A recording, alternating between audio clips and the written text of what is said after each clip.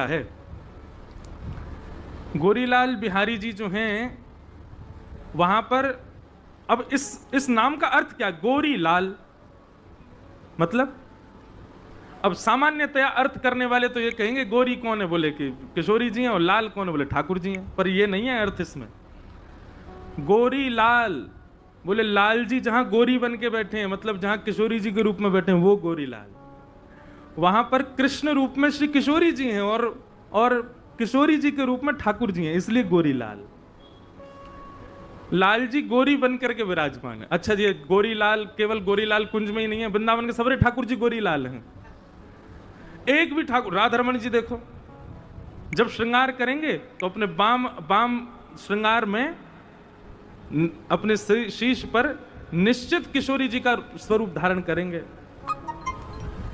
चोटी धारण करेंगे। बिहारी जी को जाकर के तो लहंगा फरिया पहनेंगे। इस सबरे लाला गोरी बने हुए हैं। जिस प्रकार अपने गुरु की प्रसादी को शिष्य धारण करता है, ऐसे वृंदावन में जितने भी हमारे लाल जी हैं सबरे गोरी बने हुए हैं, सब किशोरी जी की प्रसादी धारण करते हैं। तो गोरी लाल ठाकुर जी, गोरी लाल बिहारी जी, रसिक त्रिवेणी है वहां पर, बहुत सुंदर स्थान है। उस स्थान पर निश्चित जाइएगा।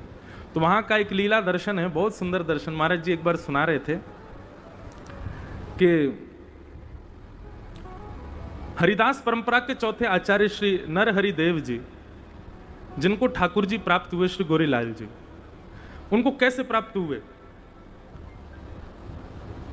श्री नरहरि देव जी एक दिन सो रहे थे, तो सोते सोते स्वप्न में उनको यह दर्शन हुआ कि ठाकुर जी किशोरी जी के रूप में खड़े हैं और किशोरी जी ठाकुर जी की तरह वंशी बजा रही हैं। ठाकुर जी तो गोरे गोरे लग रहे हैं, किशोरी जी सांवली सांवली लग रही हैं। ये उनको स्वप्न में दर्शन हुआ। और जब स्वप्न में दर्शन हुआ तो स्वप्न जब खुला तो उठ करके इतने व्याकुल हो गए, बेचैन हो गए, ठाकुर जी से प्रार्थना करने लगे। बोले नाथ, आप इतने प्यारे लग रहे, इतने सुंदर लग रहे, कृपा करो या दास के ऊपर और यहां पधारो, सेवा प्रदान करो। रोज यही प्रार्थना करते कि वो स्वप्न मुझे दोबारा आवे, वो स्वप्न में मुझे वो जो दर्शन हुआ वो मुझे बार बार दिखे। पर ठाकुर जी ने एक दिन स्वप्न में प्रकट होकर के आश्वासन दिया कि चिंता नहीं करो, हम जल्दी आएंगे आपके यहां। मथुरा के एक व्यापारी थे, नमक का व्यापार करते थे। उनके यहां नमक कट्टों में भर भर के आते थे। एक बार उन नमक के कट्टों के बीच मेवाओं का कट्टा आया।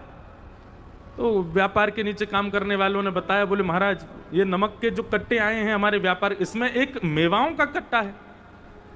उन्होंने जैसे ही उसको खोल करके देखा तो उसके भीतर श्री युगल सरकार विराजमान थे और उनकी चरण चौकी पर लिखा था श्री नरहरिदास के ठाकुर जी। आज भी श्री गोरीलाल कुंज ठाकुर जी नाम लेकर के आए कि हम उनके हैं। तो व्यापारी तो उनको सेवा करते थे, अब लोग बाग दर्शन करते थे, बोले वाह भाई, कहीं ठाकुर जी प्रकट हुए, मेवा की कट्टा में से निकल के आए हैं। तभी एक आचार्य दर्शन करने गए और उन आचार्यों ने दर्शन करके जब देखा, बोले कि यहाँ नीचे लिखा है नरहरि देव के ठाकुर जी। बोले अरे, ये तो वृंदावन में श्री नरहरि दास जी हैं, उन्हीं का नाम है, शायद उन्हीं के ठाकुर जी हैं। और जैसे ही वो ठाकुर जी उनको दिखाए तो वो समझ गए, तो स्वप्न में दिखे थे वही लाल जी। इस प्रकार ठाकुर जी अपने आप कृपा करके उनके यहाँ पधारे। उनकी एक इतनी मधुर लीला, ये सब देखो चिंतन से प्रकट होता है। इसीलिए मैं चिंतन पर जोर दे रहा हूं, चिंतन किया करो, ठाकुर जी का श्रृंगार करो। जैसा आप करते हैं अपने ठाकुर जी का नित्य श्रृंगार करो। श्रृंगार करने के बाद भोग पधराओ। भोग पधराने के बाद फिर जितनी देर ठाकुर जी भोग लगा रहे हो उतनी देर क्या करोगे? एकांत में बैठो और उन्हीं ठाकुर जी का जिनका आपने श्रृंगार किया है, अब उन्हीं को चैतन्य रूप में अपने कुंज में बिठाओ।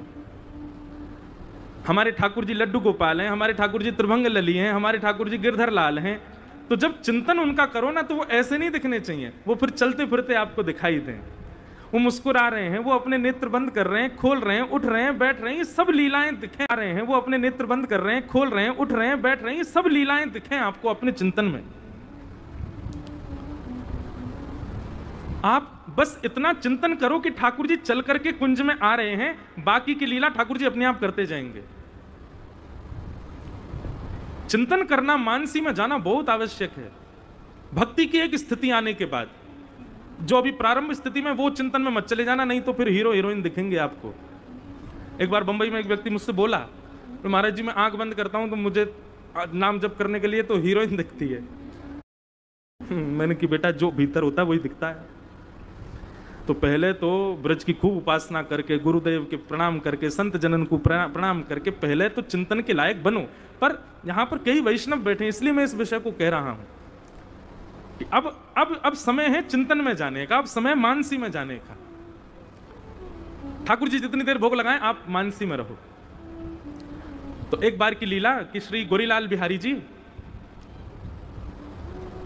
सुबह सुबह मंगला में दूध भोग पधराया गया, और दूध भोग के बाद में थोड़ी देर चिंतन करके आचार्य जब पुनः गए भीतर, तो भीतर जाकर के देखा कि ठाकुर जी और किशोरी जी दोनों दूध में नहाए भये हैं, ऊपर से नीचे तक पूरा दूध फैला रखो अपने ऊपर। आहा, ठाकुर जी नथनी पहनते हैं वहां पे और किशोरी जी ठाकुर जी के रूप में। तो बहुत ध्यान से सुनो, दोनों दूध में सने भये ऊपर से नीचे तक। आचार्य चरण ने प्रणाम किया, बोले जय जय, जे कहा लीला करके आयो हैं, दूध पीवे की जगह नहा लिए सवेरे सवेरे। इतनो तातो दूध, तातो हमारे ब्रज में गर्म ते कहें तातो, इतनो तातो दूध तो नाओ उष्ण तो नहीं लगा होगा, लेकिन फिर वो मुंह कह देते मैं आपको स्नान करा दे, तो आप काई को नहा लिए। सो ठाकुर जी बोल पड़े। ठाकुर जी बोले अरे ये श्री जी बड़ी भोरी है हमारी। आचार्य चरण बोले कहा भयो ने, बताओ तो सही। तो ठाकुर जी लीला बता रहे अपने आप ही। ठाकुर जी कह रहे हैं, बोले मैं श्री जी को दुग्ध पान कराए रहे हो, सो श्री जी अपने होठ के पास दूध ले जाओ, फिर मुझे कहें ए दूध तो लाल लाल सो दिख रहा है, दूध में कचू पड़ो है, ऐसा लग रहा हो कि कचू लाल लाल सो का जामे। अब मैं जब दूध को देखूं तो दूध में कोई लालिमा नहीं, लेकिन श्री जी जब दूध पीवे जामे सो पीछे कर दे, यहाँ में तो कुछ पड़ो है। तब मैंने श्री जी से कही अच्छा एक काम करो, आप मुक्ते लगाओ, मैं बगल में आके झांकूंगा, मैं देखूं का लाल है। तो श्री जी पान कर रही हैं और बिल्कुल गले गाल ते गाल छुपा कर ठाकुर जी देख रहे हैं हमें कहा लाल है। तभी देखो कि श्री जी की नथनी में जो मणि है वो चमक करके दूध को लाल लाल बना रही है।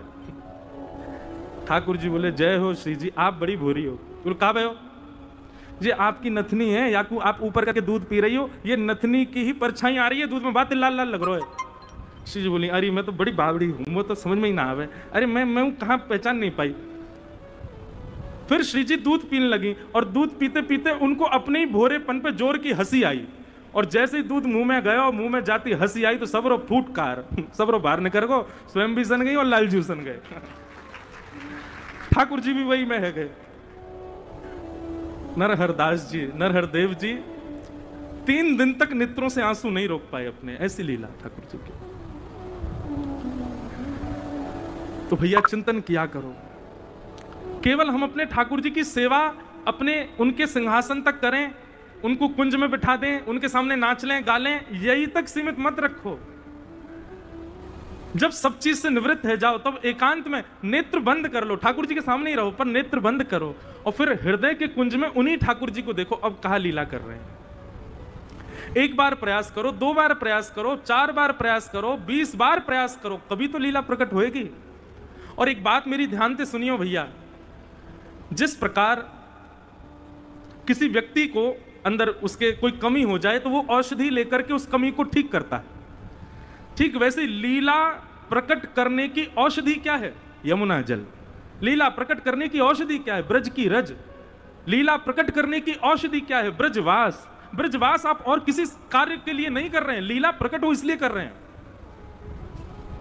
लीला प्रकट करने की औषधि क्या है? श्री गोवर्धन की परिक्रमा। लीला प्रकट करने की औषधि क्या है? संत जनन की प्रसादी पानो। लीला प्रकट करने की औषधि क्या है? ब्रजवासिन के घर की झूठी मधुकरी पानो। इन सबसे लीला प्रकट होती है। ये सब हमको केवल नियम मान करके नहीं करने हैं कि ब्रज रज लगानी है, ऐसे कंठी माला पहननी है। अब कंठी माला अधिकतर पहनने वाले इनकी पूछो क्यों पहनते हो, तो वो सब कहते हैं कि पता नहीं कब प्राण निकल जाए। तो जब प्राण निकले कम से कम उस समय कंठी गले से छुपी हुई हो तो वैकुंठ प्राप्त। यहां पर भी स्वार्थ आ गया ना, ये भी तो एक स्वार्थ है कि आप अपने उद्धार के लिए कंठी पहन रहे हो। नहीं, ताकि भैया या तुलसी के स्पर्श करके प्रसादी ठाकुर जी पावें, या तुलसी के बिना स्पर्श की प्रसादी ठाकुर जी स्वीकार ना करें। तो पहला भाव तो हमारा ये है कि तुलसी हमसे स्पर्श रहेगी तो हम ठाकुर जी कभी ना कभी तो हम हमारो स्पर्श करेंगे, हमारा भोग लगा लेंगे। और दूसरा भाव तुलसी धारण इसलिए करनी है ताकि तुलसी के नित्य धारण करने से चित्त में किंचित पवित्रता आ जाए और उस किंचित पवित्रता से ठाकुर जी की कोई लीला दिख जाए, इसलिए कंठी